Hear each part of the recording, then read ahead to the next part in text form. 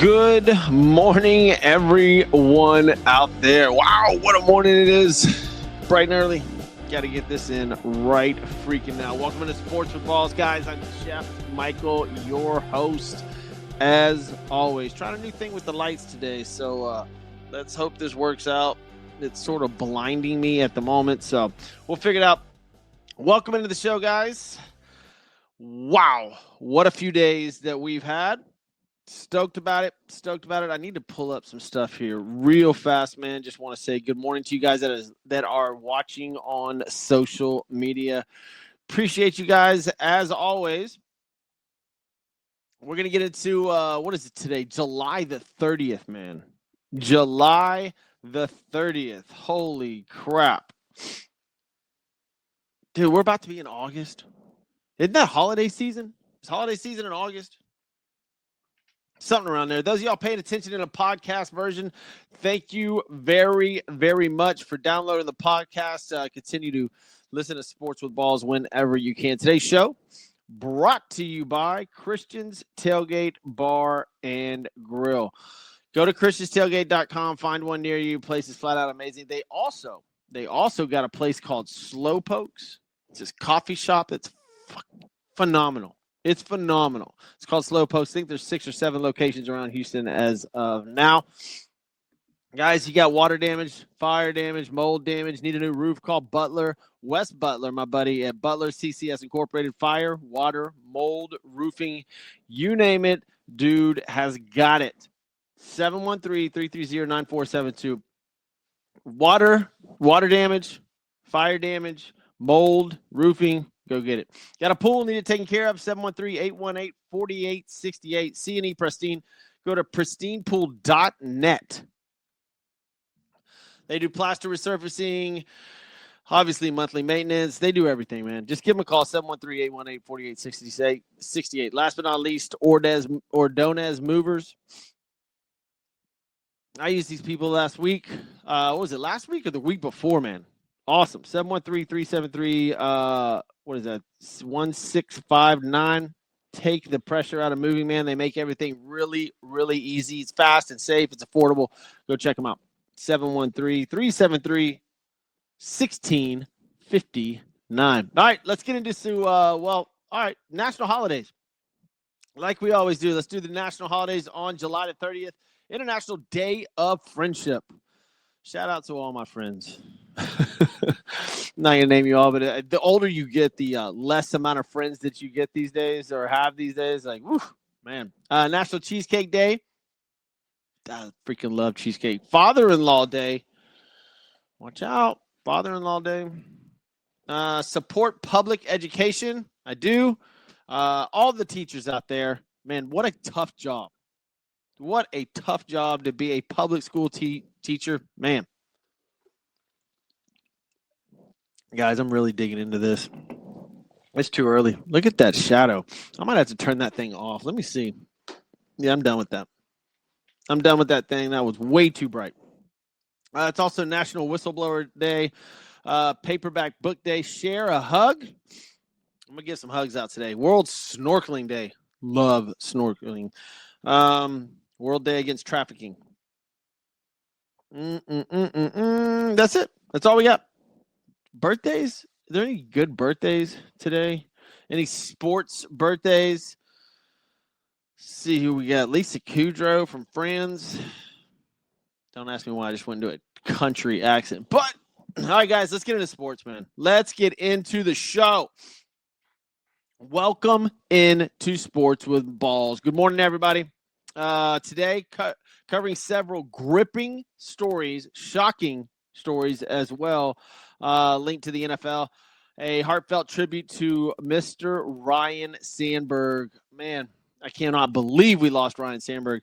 Latest buzz around MLB trade deadline. Preview of the upcoming NFL season, including tomorrow night. Guys, we have NFL on TV tomorrow. It will be on my television for sure.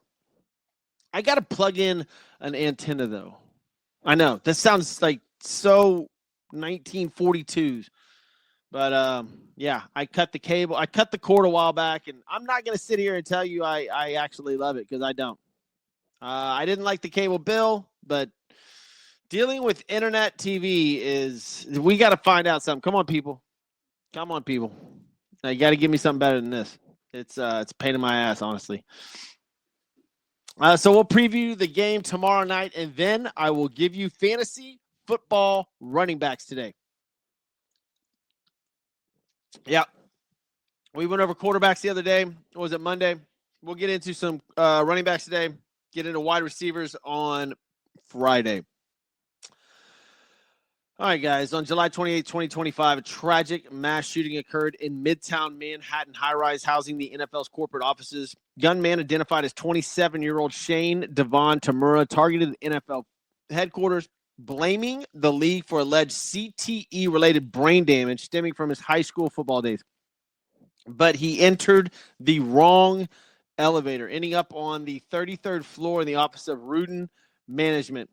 Killed 4 people in there, including New York Police Department officer Deidril Islam, a building security guard, and 2 corporate employees before fatally shooting himself. He had a suicide note on him claiming that he suffered from CTE, referenced ex-Steeler player Terry Long, and pleaded to study my brain, and I'm sorry. The incident marks the deadliest shooting in New York City in 25 years, reignited urgent debates about mental health, brain injuries in football, even at youth levels, and responsibility of major sports institutions. Guys, obviously, this is absolutely tragic. And there's no way for me, this is just my opinion, but there's no way for me to sit here and blame CTE for what this guy did. Are you telling me CTE from? I just want to know the backstory. Was this guy drinking probably before he did this? Did he have a drinking problem? Did he have a drug problem? Was there things in his life that he was upset about? Did his girlfriend dump him? Did his wife divorce him? Did his kids didn't see him?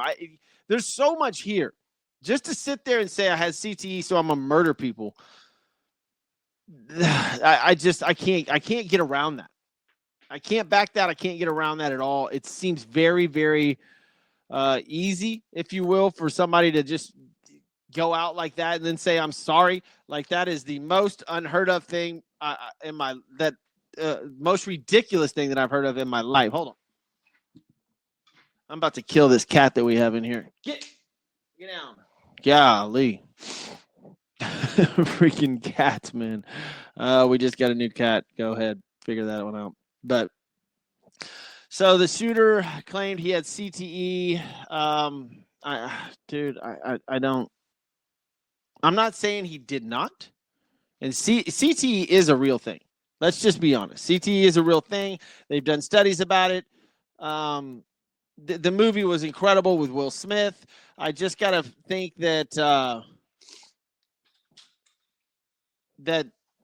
sorry, this cat is just shaking the screen right now because he won't get off this thing. I got to kick this cat out of here. But where was I? CTE. Man, just completely ruined my train of thought. Thanks, cat. Another sip. The movie with Will Smith was good. But it's sort of like they opened Pandora's box with the CTE. You know that CTE exists. I heard Dan Patrick say yesterday on his show that it's sort of like, guys still sign up for football nonstop all day, every day. It's not because CTE is driving people away. It's sort of like buying a pack of cigarettes with the warning label on it. You know what's in it. You know what's going to happen. And guys, we see it in training camp now. They're wearing the helmets, the big helmets. I forgot what they're called, but they wear the extra protective padding, and you're allowed to wear that padding in regular games if you are scared of CTE. Now, on the flip side of that, obviously it's not aesthetically pleasing, but look, I don't think that when you first saw the first face mask on a helmet, it was aesthetically pleasing. They didn't, it's not like football started. They just had regular, just leather helmets. There was nothing covering your face. I'm sure the first person that put on a face mask, people were like, what the hell? So it's just, we're not used to it. I know a couple of guys wore those padded helmets last year, so maybe they'll start wearing them this year. But again, I'm not saying that this guy shot up an office and murdered people because he had CTE. I want to know the backstory of this guy. I know he played in the Canadian Football League. I know he was a high school football star, did very well.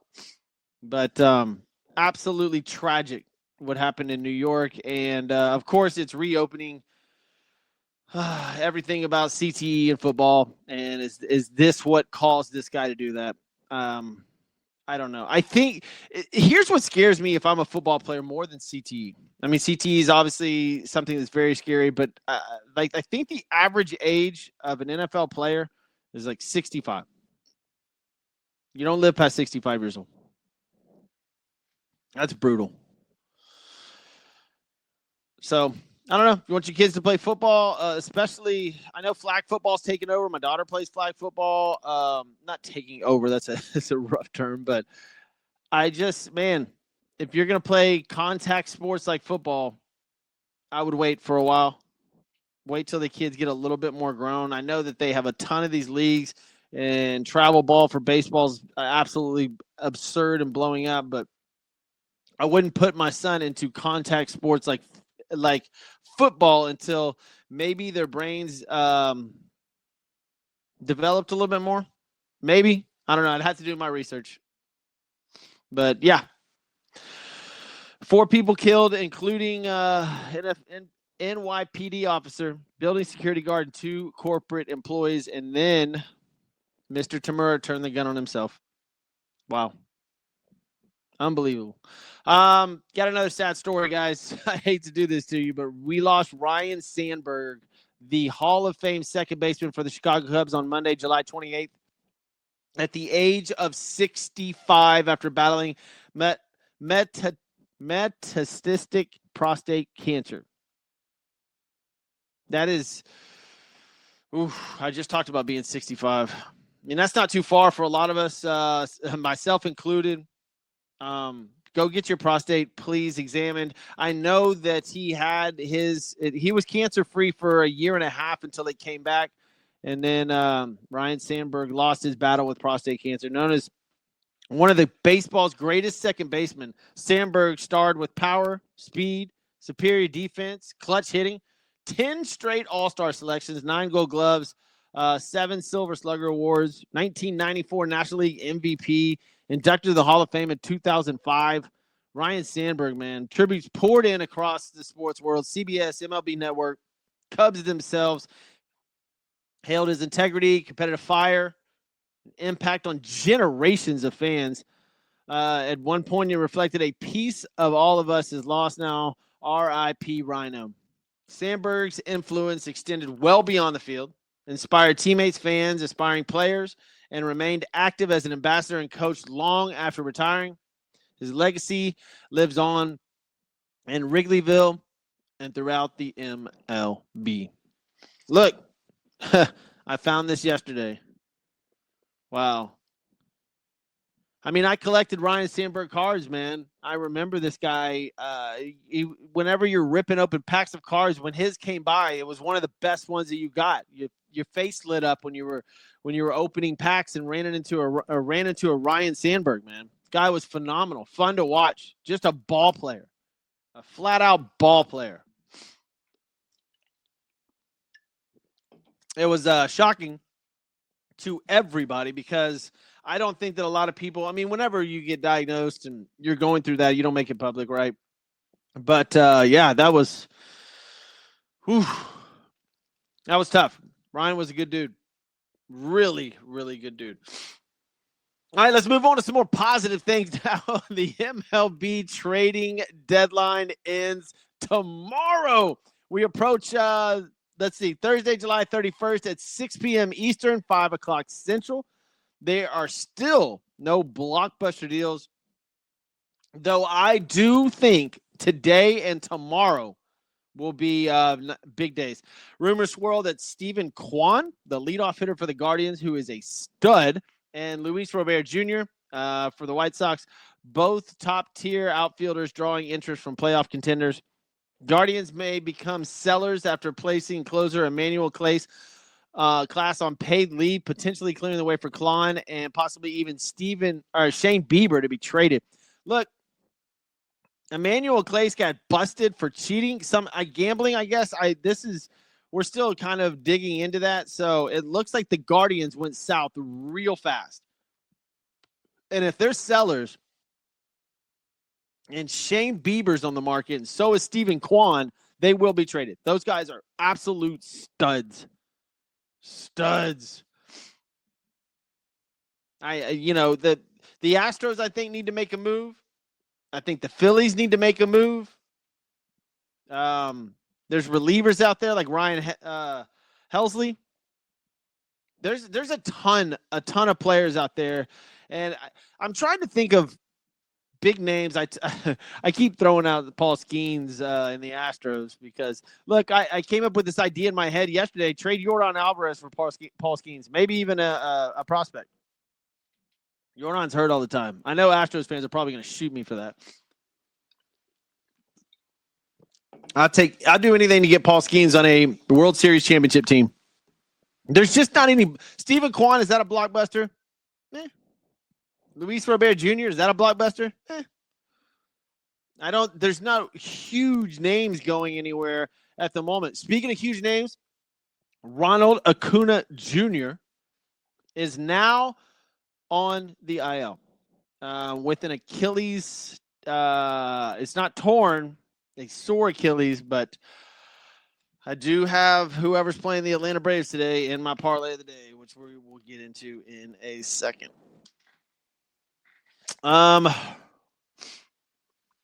That's it. There's just not any big deals that went down so far. The Jays and the Orioles did a trade yesterday while the guy was sitting there playing. That was pretty phenomenal. He walked from one bullpen to the other one. Ohtani last night went 0 for 5, so I hope you didn't bet on him. Jackson Chourio injures his right hamstring. Great for the Brewers. Brewers been on fire. That's going to hurt if he's out for an extended amount of time. Soto's x-rays were negative after he fouled the ball off his left foot. The Astros finally get a W after 5 or 6 straight losses, and now they're leading. Well, it's back up to 4. Seattle lost again. So Astros now have a 5-game lead. How many games do we have left? I'll get into that Friday. Let's get into my parlay of the day. Since we'll get into the NFL. I'll do the parlay of the day, which I believe is a pretty good one, man. Today's games are afternoon games, right? So if you guys get it, if you're going to get them in early. Don't touch the Diamondbacks Tigers game. Don't touch the Blue Jays Orioles game. Red Sox Twins, no thank you. Braves and Royals, yes. Give me Zerpa and the Royals because Acuna's out for the Braves.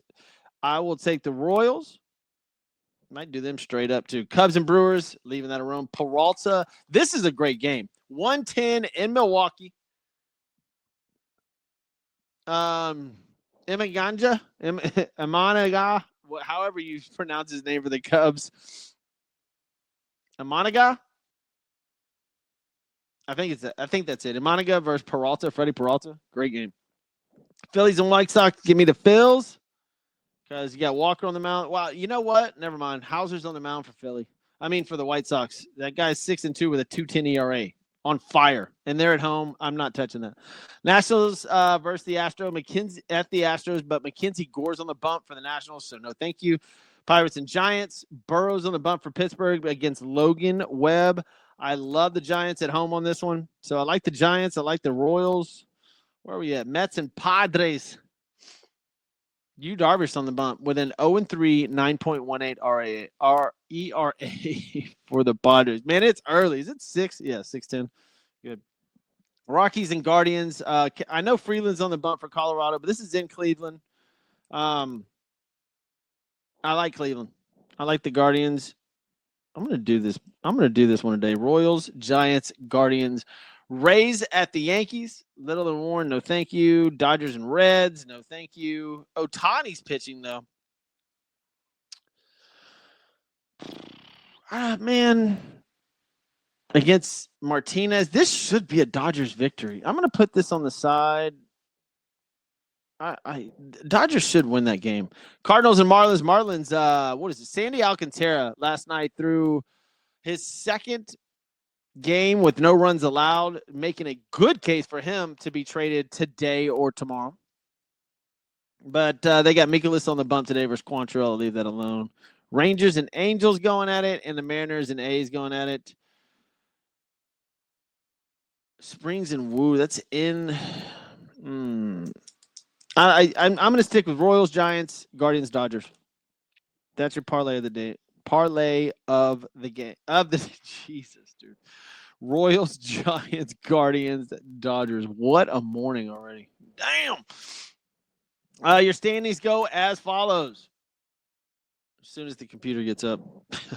Toronto Blue Jays have a 4-game lead over the New York Yankees. Boston Red Sox right behind them. In the Central and the AL, the Tigers are still up by 9 games despite a brutal stretch for them. Brutal stretch. Cleveland's actually made up quite a bit of ground on them in second place. The Astros, I just mentioned, they're 4 games up on the Mariners and 5 on the Rangers. Mets, half a game up on the Phillies. They keep going back and forth over there. The Brewers held a 3-game lead over the Chicago Cubs in the Central, and then the Dodgers hold a 4-game lead over the Padres.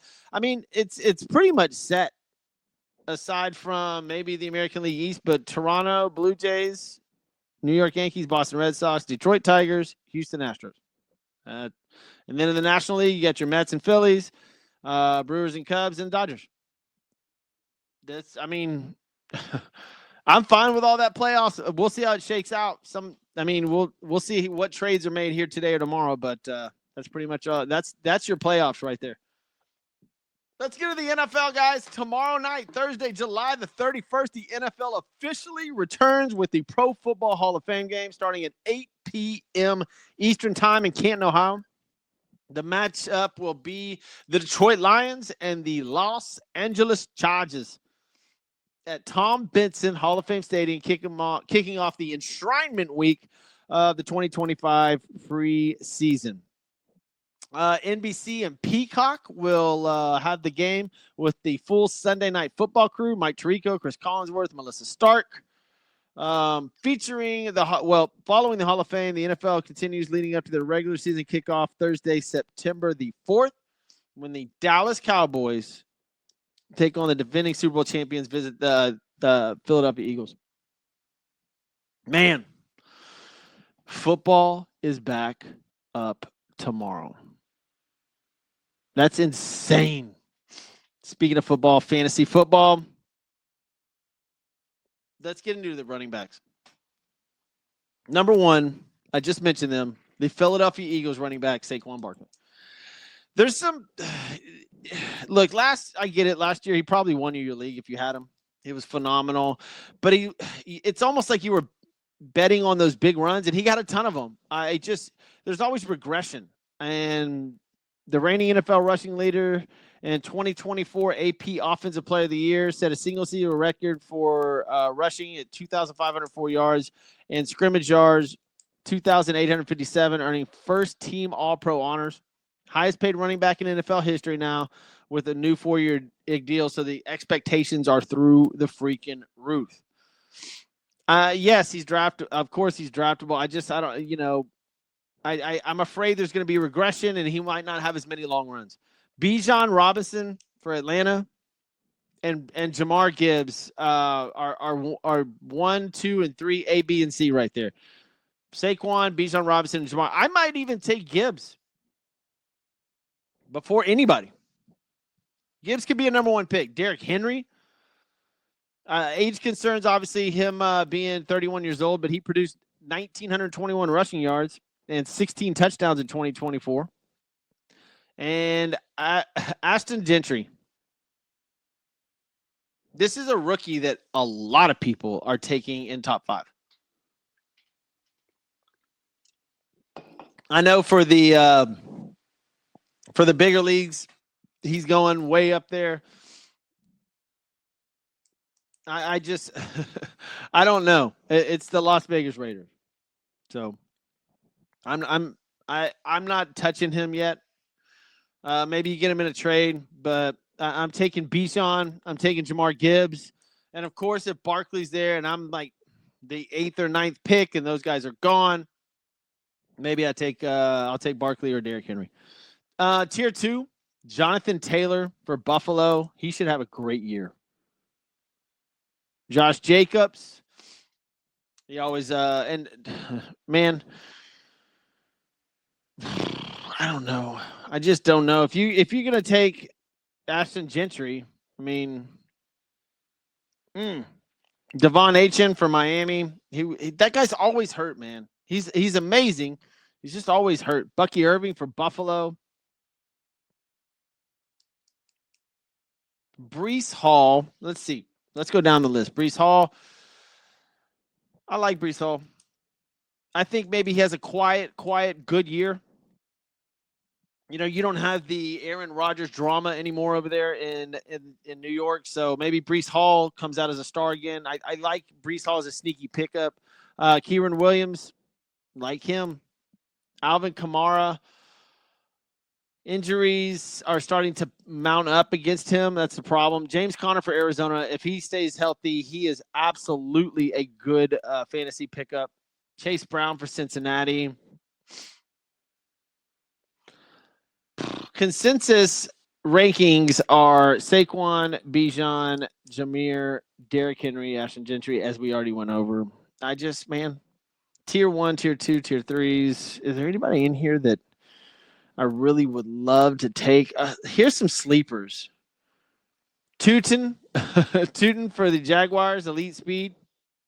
If Travis Etienne cannot get it together, this guy could pick. These are late round pickups. J.K. Dobbins for the Broncos. Jaden Blue for the Cowboys.